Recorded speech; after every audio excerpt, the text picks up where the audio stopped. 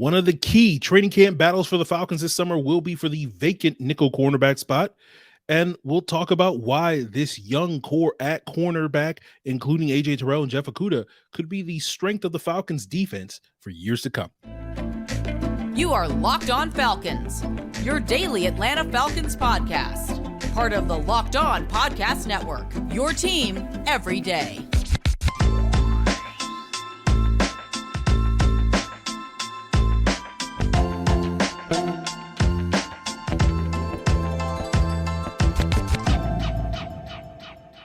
So you guys know me. I'm Aaron Freeman, a.k.a. Mr. Drew, a.k.a. Sirius Black, and the very humble host of this illustrious Locked On Falcons podcast, your daily Atlanta Falcons podcast, part of Locked On Sports Atlanta podcast family, your team every day. And we thank each and every one of you guys that makes this illustrious podcast your first listen. Follow in the footsteps of our everydayers by subscribing or following for free on YouTube or wherever you listen to podcasts.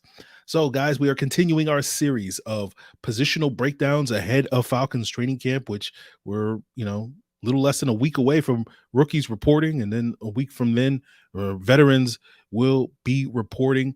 And today we'll be talking about the cornerback position, and we'll actually be talking about a legitimate competition this training camp. It's been a weird summer breaking down all these positions where we kind of know most of the roster spots are not really that much up for grabs. I was doing the math this morning, and I would sit here and tell you that there's probably like 43 spots that are pretty much locked up, assuming guys can stay healthy and whatnot, that are relatively safe to make the team, leaving only about 10 roster spots up for grabs. And I don't, there's a couple of spots we'll get to later on today's episode at the cornerback position, like maybe one, maybe two spots up for grabs on this roster, but we will actually have a legit competition this summer at this position. There aren't that many, especially in the starting lineup. It's basically left guard and nickel cornerback, where the expectation is that you have vacant starting spots that will be competition. So let's talk about that nickel cornerback spot. There's three prime candidates based off what we know: Mike Hughes, Dee Alford, Clark Phillips. And we've gone through different cycles this offseason about who's sort of the favorite to win that nickel cornerback spot. When the Falcons initially signed Mike Hughes in March, I think most people were pointing at him being the favorite to win that competition. And then when the Falcons drafted Clark Phillips in April, then I think a lot of people pointed to him having, that being his job to lose that starting slot corner nickel cornerback spot to replace Isaiah Oliver. And now we're in July, and the buzz emerging out of June OTAs and mini camps is that is in fact Dee Alford that has sort of taken the league, and it's now his job to lose. And that kind of feels the way I personally think it should be, right? When we've talked about Mike Hughes in the past, we've talked about how historically speaking, as he's bounced around the league, the Falcons being the fourth team now that he's been in the league since being a first round pick back in 2018. He's mostly struggled when he's been asked to play in the slot versus playing on the outside. I think really Mike Hughes' value is being a capable outside backup corner that, if you need to in a pinch, can jump inside and be, effective.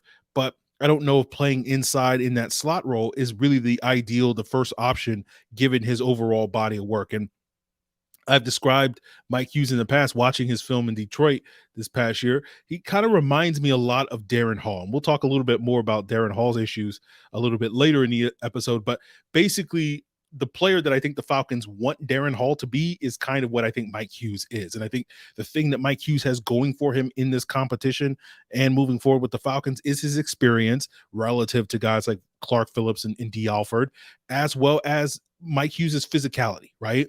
That when we talk about the nickel cornerback position, that is a position that has to be at the very least functional in run support, if not very good in run support, because of, what happens in the nickel, where you take a linebacker off the field for your base defense, and that lightens the box, and that suddenly makes you a little bit more vulnerable to the run. So if your nickel cornerback cannot contribute in that capacity, that could be a problem. And, Isaiah Oliver was very good in that arena.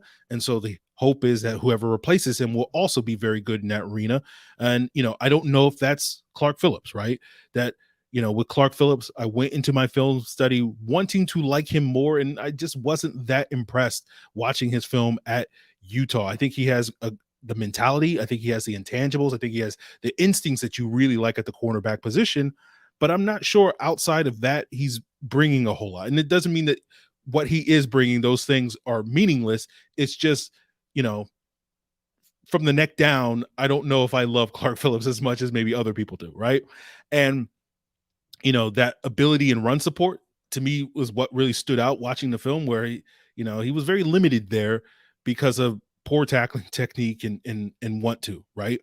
You know, I saw a player also when it came to coverage that may have a little bit of a lower ceiling in man coverage, uh, comparative to how much man coverage we're expecting the Falcons to play. Now, we don't know exactly how much that is, but the expectation, I think it's clear indicators and pretty safe to assume that we'll see more man coverage with Ryan Nielsen as the defensive coordinator than we saw, you know, consistently with Dean Pease, right? There were points over the last 2 years where the Falcons leaned into their man coverage under Dean Pease, but for the most part, you would say that they were much more of a zone forward type of defense. And I think we'll see more man coverage. Whether or not they're going to be as man heavy as the Saints have historically been, where Nielsen is coming from, remains to be seen. But I certainly think they will be moving more in that direction than where they have been the last couple of years. And I don't know if Phillips really is going to be the type of player that is going to shine in that role. And because of that, and spending a lot of time talking about what Clark Phillips isn't, you know, my evaluation of him in that scouting report earlier this offseason came off as very negative, and I understand that. But it's mostly due to that narrative going into watching his film, you know, with the narrative that, oh, Clark Phillips was this like second round talent that fell to round 4 and is one of the bigger steals of the draft. And watching the film, I'm like, no, I think he probably should have been drafted in the 4th round all along. To me, he's kind of a 4th round talent, right? But the thing that Clark Phillips has going for him is that draft pedigree, that even as a 4th round pick, you know, the team does have a vested interest in seeing him succeed, an interest that we've seen play out the last couple of years with Darren Hall. And again, we'll talk a little bit more about where Darren Hall is at this point. But certainly he will get opportunities because the team has used that draft capital on him. But, you know, moving to the third candidate, we have Dee Alford, right? And normally you hear me constantly say on these episodes, like, I don't necessarily have a horse in a race, but I kind of do with Dee Alford. I'm kind of rooting for Dee Alford to win that job. Like when we signed Hughes back in March, I was like, yeah, I think Alford still should be the guy over Mike Hughes. And now after watching the film of Clark Phillips, I feel like, yeah, Alford still should be the guy. And I think of this group, he probably has the cleanest evaluation, the cleanest tape or whatever. He's arguably the best man coverage corner of these 3 guys based off of my film study. And he was also really good in zone. He was arguably the best zone corner based off of my charting last year. You look at the PFF grades in man versus zone last year as well. He was the highest graded zone corner for the Falcons last year, according to PFF. So he's also probably, he's not quite on the level of Mike Hughes as in run support, but I think he's ahead of Clark Phillips, right? Alford's not the biggest guy, but I don't think he's really making business decisions when it comes to run support like a certain someone did at Utah these last couple of years. So I feel like Alford is a step in the right direction, not only in coverage, but also when it comes to run support. And so, you know, we'll see how it plays out. These battles are often hard to predict because, you know, injuries do play a factor. If someone pulls a hammy or something and misses 2 weeks of practice, that pretty much, you know, eliminates them from the competition, right? And so that's going to definitely have an impact on who winds up winning the job and how guys are going to perform in not only practice daily in training camp, in the preseason games, but also we got joint practices coming up, right? You know, you could come out the first 2 weeks of training camp, look really good, be the front runner. Maybe that's Dee Alford, but then we go down to Miami and Tyreek Hill cooks you on those 2 days of joint practices. And all of a sudden it changes the math on that. So that's going to be a factor as well. So we'll see how it all plays out. You know, we saw last summer with the center competition, you know, it go all the way through the end of training camp to the point that we were the week of week 1, you know, that Monday of week 1, we didn't know who was going to be the starting center come Sunday. So, you know, it's clearly indicating that this coaching staff is going to take their time, right? It's not something that they're going to rush that decision. So I think there will be opportunities for all 3 of these guys to sort of emerge as that week 1 starter at the nickel cornerback position throughout the summer. So, you know, it's going to be a long time potentially before that fat lady sings, or, you know, it may basically be, Dee Alford goes down to Miami and locks down Tyreek Hill in 2 days of practice. And it's like, okay, well, he's good to go. So we'll see how it all plays out, guys. But it's certainly a situation where if it is a close competition in training camp, just because a guy wins the starting spot come week one doesn't mean he's going to retain that for the entire season, right? Because you got later in the season, you got Amon-Ra St. Brown, you got Christian Kirk, some good slot receivers coming up. And if that guy struggles during that stretch of games, they might, pull the plug on that guy and go with whoever was the runner-up in training camp. So we'll see if it's a close battle throughout training camp. And of the three, as I said, I think Alford has probably the best all-around skill set. But of course, we'll see if that manifests itself, daily in practices at training camp. And now that we've discussed the nickel cornerback spot, let's talk about the two starting cornerbacks for the Falcons. And it's kind of a make or break year for both AJ Terrell and Jeff Okudah when it comes to, them being primed for big paydays after this season. And we'll break down why I think they can succeed in order to earn those big paydays as we continue today's Locked on Falcons.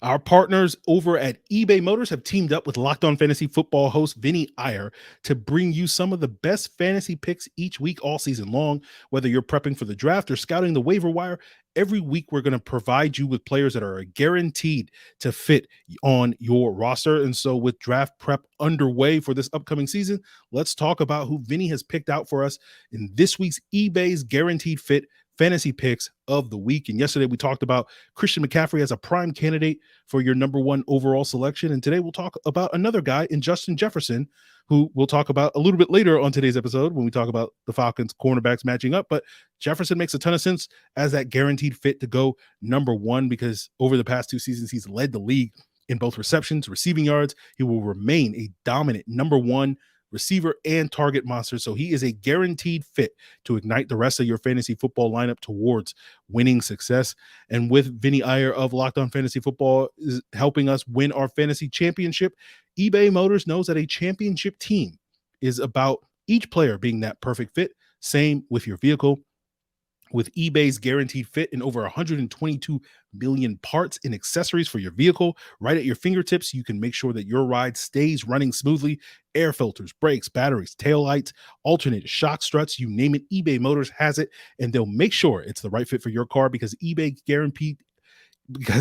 Guaranteed Fit helps you understand exactly what part you need for your vehicle the first time. So go forth, switch gears, and crank the AC and say goodbye to sweating if your ride needs a little fixing up, because now you'll know you'll always be set up for success from the get-go with eBay Guaranteed Fit. Everything your vehicle is calling for is just a click away. For the parts and accessories that fit your vehicle, just look for the green check. Get the right parts, the right fit, the right prices at ebaymotors.com. Let's ride.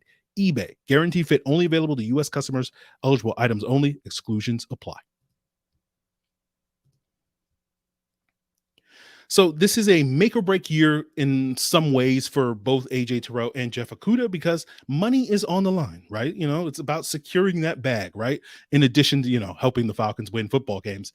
But we've talked a little bit already this summer about Terrell's potential to get that big payday with another good season, following on the heels of his first, 2 years or 3 years now in Atlanta of playing at a really high level.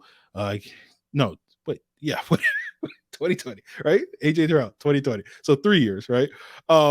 And we talked a little bit about, him being the highest paid corner in the NFL next offseason. And we saw this past offseason, Chris Lindstrom get that big payday coming out of his fourth NFL season. And earlier this offseason, we did ask Josh Kendall of The Athletic back in March about, after the Falcons paid Chris Lindstrom, if AJ Terrell is kind of the next in line. And he's basically said the Falcons weren't there yet with AJ Terrell. And I think, some people heard that and misinterpreted it as if like the Falcons are iffy about AJ Terrell in his future. It's just, I think the Falcons are just kind of patient, wait and see mode, because when you're going to back up that Brinks truck, which potentially we talked with Brad Spielberg of PFF in terms of what AJ Terrell's potential market could be, it's going to be over $20 million. So if you're going to pay anybody, whether it's a quarterback, whether it's a receiver, a corner, whatever, you're going to pay anybody that type of money. You want to be 100% certain about that. And I think what Josh was indicating was at least as of this past March, the Falcons weren't 100%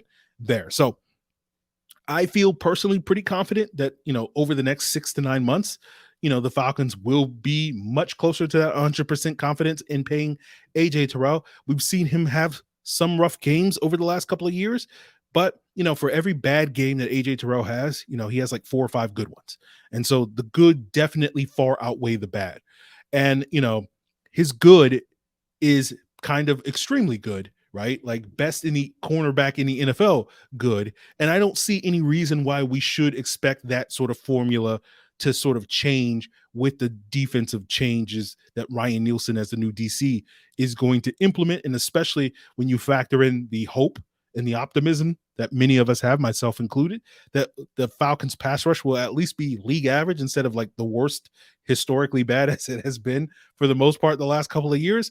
That's going to do wonders for helping everybody out on the back end play better football, because they can be more aggressive and be able to make more plays on the ball because they know that that pass rush is going to get home if the quarterback does not get rid of the ball quickly.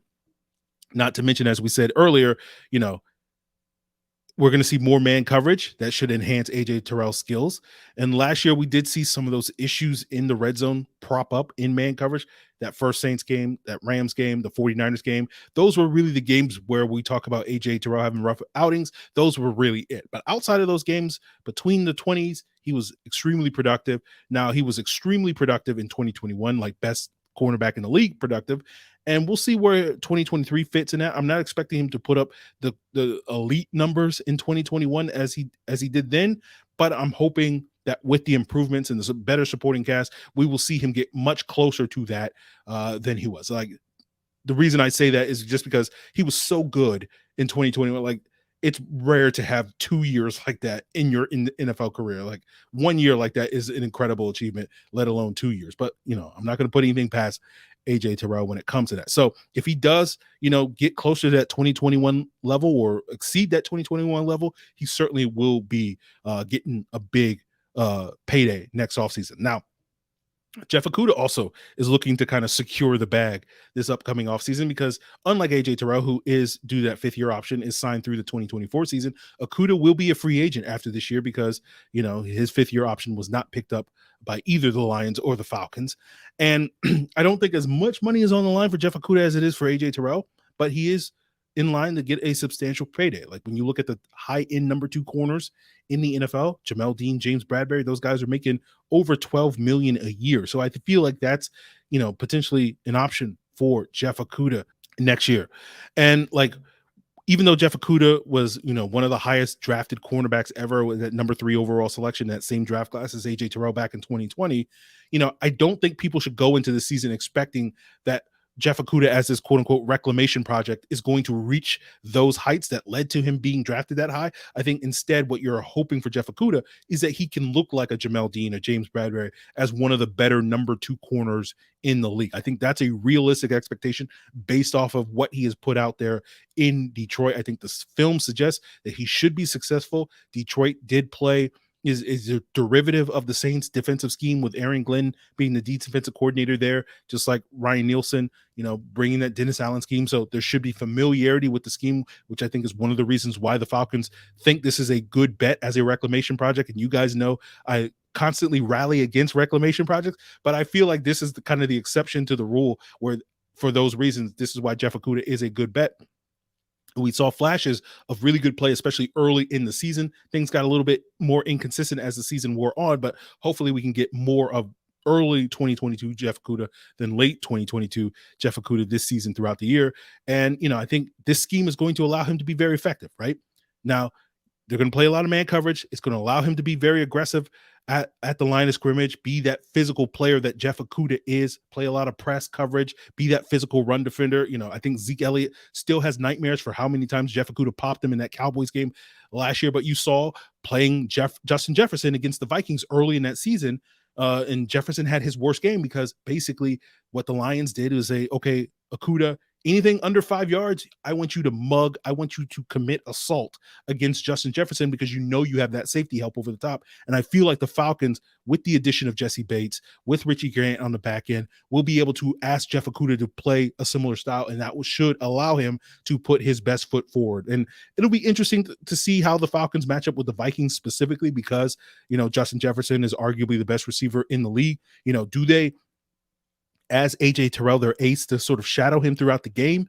Or, do they feel comfortable enough with both Okudah and Terrell, on one side of the field, parking on one side of the field with that safety help to basically say either side, we are good with those guys going up against one of the premier receivers like a Justin Jefferson? Obviously, you know, we don't play the Vikings till November, so there will be plenty of games to basically figure that out with those guys. But there's also a number of other good number one receivers that the Falcons will face throughout the season: Terry McLaurin, Calvin Ridley, the Bucks receivers, and Mike Evans and Godwin, the Saints guys, and Thomas and Olave, Garrett Wilson, DJ Moore, etc. So I'll be curious to see, if Ryan Nielsen, depending on how, Terrell and Okudah play, does Nielsen go with the shadow corner, or does he park these guys on either side of the field? The Saints have done both historically, so there's nothing to really say they're going to do this because the Saints did it or whatnot. So that would be interesting.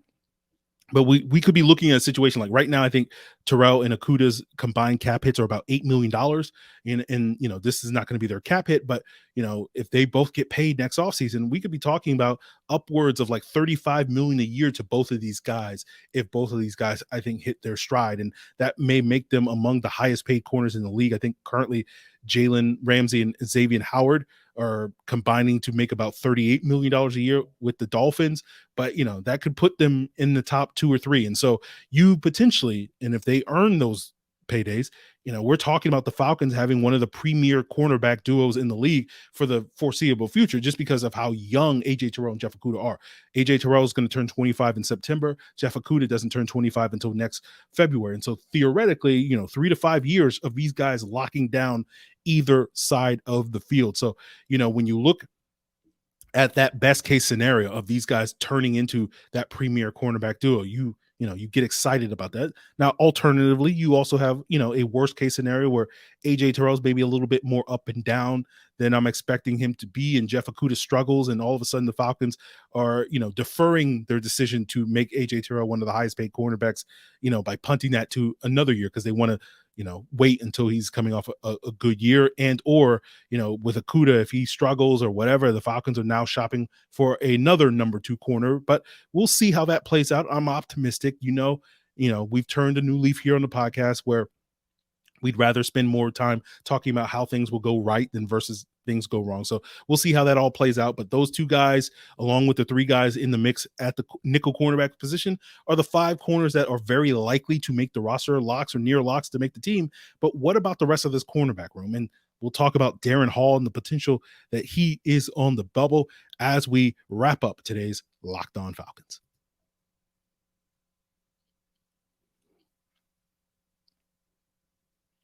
So wrapping up today's Locked On Falcons, before we get there, guys, I do want to give a shout out to the everydayers that tune in each and every day. And of course, if you tune in tomorrow, we'll be breaking down the rest of the Falcons secondary at the safety position. So make sure you continue to make Locked On Falcons your first listen. But when we talk about the rest of the Falcons cornerback room, we're mostly talking about Darren Hall and Tre Flowers and Cornell Armstrong as the guys that could be competing for a 6th, possibly 7th cornerback spot. There's no offense to the undrafted free agents like Natron Brooks and Clifford Chapman, but I think both of those guys, best case scenario, is being a practice squad player, and we'll see if those guys can make an impression to stick there.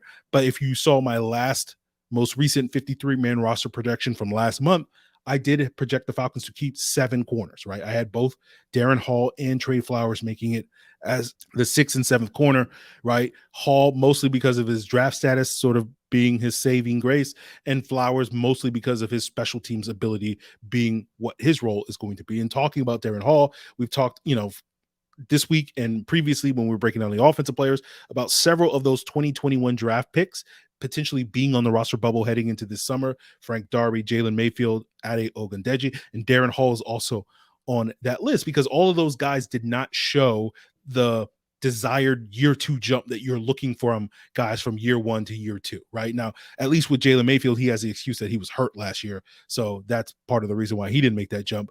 And while Hall did have some moments last year, so did have some positive moments, mostly his positive moments came when he was playing opposite Cornell Armstrong in the middle of the season when both AJ Terrell and Casey Hayward were hurt. And then once Terrell came back, right, Hall really struggled. All of a sudden he was the guy getting picked on, right? It was Cornell Armstrong that was getting picked on during that stretch when they were both starters. And then once AJ Terrell came back, teams were like, oh, we're not throwing at AJ Terrell. Well, let's throw it at Darren Hall. And Darren Hall really struggled. And we talked about this late last season where Dean Pease had a presser where he talked about how, you can find a player that is lights out in practice because there are less stakes involved, but then once he gets in the game, plays a lot more tentative. And I speculated, is he sort of secretly talking about Darren Hall or not so secretly talking about Darren Hall? Because you saw Darren Hall, particularly down the stretch, be a lot more tentative, giving up too much cushion in his coverage. And I was wondering if that's who Dean Pease was talking about, because we saw Cornell Armstrong, after struggling in the middle of the season, sort of overtake Darren Hall down the stretch and get more reps over Darren Hall and actually play much better than Darren Hall did down the stretch. And so I think for Darren Hall this summer, he's going to have to go out there, whether, it's a lack of trust or whatever, he's going to have to go out there and play and re-earn this coaching staff trust, because all the turnover that the Falcons have had at the cornerback position, because, once upon a time when we drafted Darren Hall, it was like, oh, he's going to be the nickel cornerback. And all of a sudden now the Falcons have 3 guys ahead of him at that position, which is going to relegate him to a sort of backup outside cornerback. And so, the thing that's also going to hurt Darren Hall when it comes to, landing one of these roster spots is he's not going to really add a whole lot on special teams in terms of his value there. So, even if he does make the team, as a 6th or 7th cornerback, there's a good chance that we may see Darren Hall inactive, throughout most of this season. So we'll see how that all plays out, and I think the fact that Hall doesn't have that special teams value does help a player like Tre Flowers, who I think is limited as a corner. If you don't recall, Tre Flowers was a college safety that the Seahawks tried to convert into a cornerback, didn't quite work, moved on to Cincinnati. They kind of had him as a more hybrid safety, tight end eraser type of player due to his size and his length, which I think is ideally suited for his skill set. He's more of a guy rather than a top 3 corner. He's more of a dime defender that you can put on tight ends rather than asking him to play on the outside as a corner.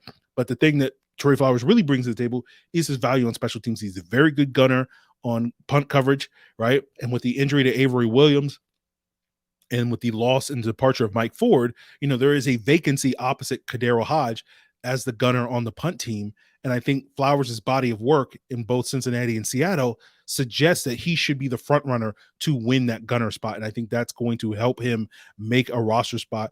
And if push comes to shove and the Falcons only keep 6 corners instead of the 7 I previously projected, I do think that special teams value is going to be the tiebreaker in favor of a Tre Flowers versus a Darren Hall. As I said, Darren Hall's not really adding a whole lot to the lineup that I don't think Mike Hughes is already bringing, but Tre Flowers brings much needed size, in addition to Jeff Okudah, that can also match up with tight ends. But we can't forget Cornell Armstrong, who was up and down last year, as I suggested, but he finished strong. And the one thing I will say about Cornell Armstrong, he is confident.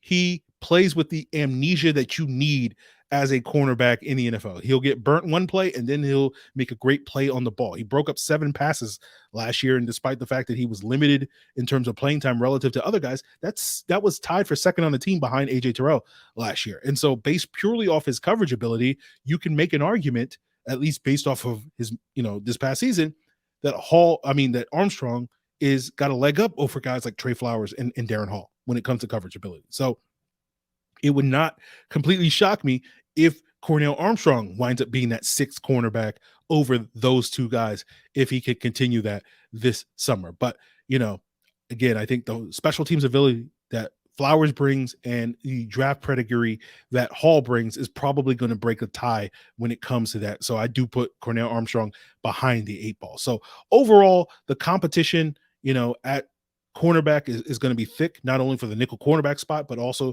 some of these back end roster spot, because I do expect the Falcons to keep at least 6 cornerbacks, possibly 7. And you're also going to have a very competitive season in addition to a competitive summer, because there's a lot on the line for guys like AJ Terrell and Jeff Okudah. And again, this could be the beginning of several years of very strong secondary play for the Atlanta Falcons, right? If those guys in the nickel live up to the billing, or, if those guys don't, the Falcons could be going back to the drawing board next offseason to try to readdress this situation. So again, as we say, what could go right for the Falcons? This could be a strength of the Falcons defense for many years to come, and relatively speaking, one of the strongest units in the NFL if certain guys live up to their potential with the pedigree that the Falcons have. And we talk compared to the linebacker position that we talked about yesterday, which was, Falcons haven't really had great linebacker play over the last decade or more. I think the secondary has consistently been the strength of the Falcons defense over the years relative to other units. We're hoping that one day, just maybe, right, the defensive line will also be in the mix at some point. But I think we're getting there. We'll see how it all plays out. But we'll talk maybe a little bit more about sort of the strength of the Falcons defense in the secondary and how it figures into the future when we break down the safeties on tomorrow's Locked On Falcons. So continue to make this podcast your first listen, and for your second listen, of course, check out the Locked On NFL podcast, the ATL Day Ones, Locked On Sports Atlanta, Braves, Bulldogs, Hawks, all that and more, all part of Locked On Podcast Network. Your team every day.